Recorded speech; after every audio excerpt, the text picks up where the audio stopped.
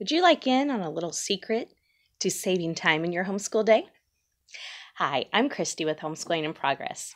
In this video, I'm going to share with you how a simple spiral notebook can not only save you time in your homeschool day, but can also help you foster independence in your children. So how in the world does a simple little spiral notebook save you any time? Well, it's how you use the notebook. When you use the notebook as an assignment book, not only are you saving yourself some time during the day, but you're also helping foster independence with your children.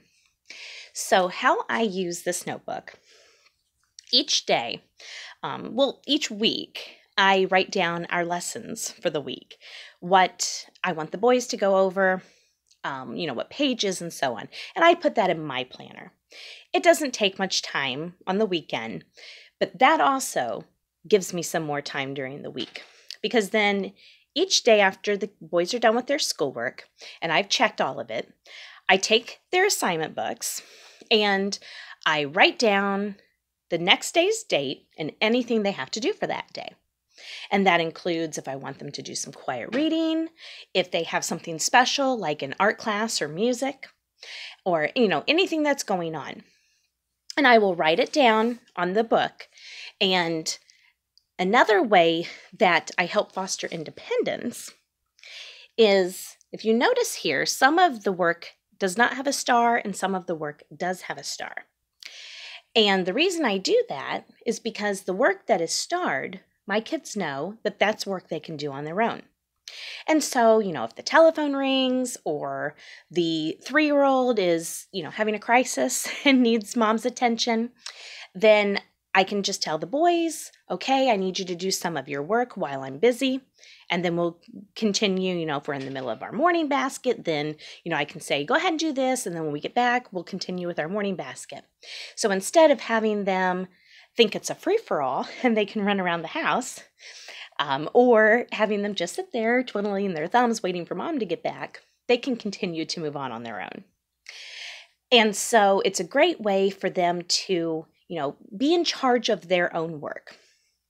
And I don't know if you can see here, but one of my sons likes to number the order in which he does his work.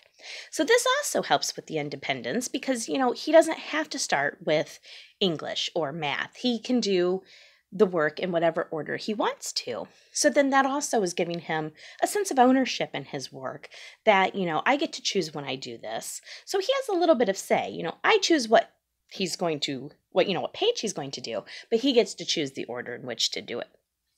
And so this helps save me time in my day because I'm not sitting there each night wondering, okay, well, what in the world do I want my boys to do tomorrow, or having to get all their books out and look at their page numbers. And I'm not just telling them, do the next page. I'm spending a little bit of time on my weekend. It maybe takes me half an hour or so just to kind of go through their books and think about what I want to teach them this week. And then I write down their page numbers. So that's already done in my plan book. And so I know, I already know what we're going to do for the week. And then I don't have to waste time each day wondering, well, what should we do next? Or, oh goodness, we haven't done English this week. Or, oh, where are they on their math? It's all there. And if we don't get to it, we don't get to it.